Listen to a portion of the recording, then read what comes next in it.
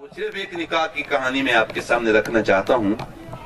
आका करीम अलैहिस्सलाम के पास एक खातून आई, उसने आके अर्ज किया, हुजूर मैं अपना आपको पेश करती हूँ, आप मुझे कबूल फरमाएं। तो आका करीम फरमाया मुझे जरूरत नहीं है। तो एक सहाबी खड़े हो गए, उन्होंने अर्ज किया, हुजूर इनका निकाह फिर मेरे साथ आप करवा दें, अगर आपको जरूरत नहीं है तो मेरे साथ कर दें। तो आका करीम अलैहिस्सलाम ने इरशाद फरमाया कि तेरे पास क्या है, वहीं पे ही तेरे पास क्या है। उसने कहा हुजूर मेरे पास कुछ भी नहीं है। तो फरमाया किसी से मांग लो, जाहिर है हक्के माल तो देना पड़ेगा। इत्तेफाक ऐसा कि वहां जंगों का एक सिलसिला था, किसी के पास भी कोई इतने पैसे नहीं थे जो उसको दिए जाते और वो हक्के माल के तौर पे पेश करता। तो आका करीम अलैहिस्सलाम ने इरशाद फरमाया तुझे कुरान तो आता है ना?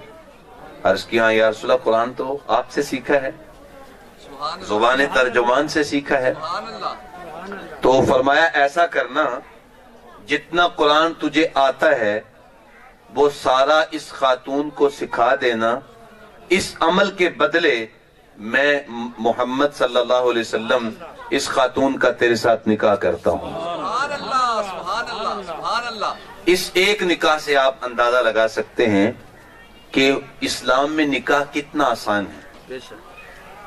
इस्लाम के अंदर शादी करना कितना आसान काम है। 200 250 पूरी बस भर के बारात की बच्ची वालों के घर में ले जाना इस्लाम में नहीं है। चंद लोगों को ले जाएं आप, जिनके बगैर नहीं है, आप निकाह लें, वलीमा करें। और फिर वलीमे पे भी जरूरी नहीं है, हमने ऐसे लोग भी देखे हैं जो बेचारे बाप बाद में 2-2 3-3 साल तक कर्जे उतारते रहते हैं। इस्लाम में तो ये नहीं है। आप जिस कदर आसानी से कर सकते हैं आप वो करें। हमारे आका मौला हुजूर नबी रहमत सल्लल्लाहु अलैहि वसल्लम हमारे रोल मॉडल हैं। आप सियासतदानों को रोल मॉडल ना बनाएं। उन्होंने तो अपने वोट इकट्ठे करने होते हैं, उस लोगों को अपना पैसा दिखाना होता है, इसलिए वो बड़ी बड़ी शादियां करते हैं। वो हमारे रोल मॉडल नहीं है। हमारे रोल मॉडल हमारे आका हैं। हुजूर ने एक बकरी ज़बह करके वलीमा कर दिया। इसलिए जिस कदर हम आसानी से कर सकते हैं, हमें जो है आसान निकाह को ज्यादा से ज्यादा आसान बनाना चाहिए। आका की इस्लाम का फरमान सुन लीजिए। हुजूर ने इरशाद फरमाया कि आलिनु हाज़न निकाह वन आकिदु फिल मसाजिद। एक तो निकाह का ऐलान करो और दूसरा निकाह को मस्जिदों में मुनाकिद करो। जब मस्जिद में मुनाकिद करोगे निकाह को, एक तो अल्लाह का घर आबाद होगा, अल्लाह के घर की रौनक बढ़ेगी, अल्लाह तुम्हें रहमतें अता फरमाएगा।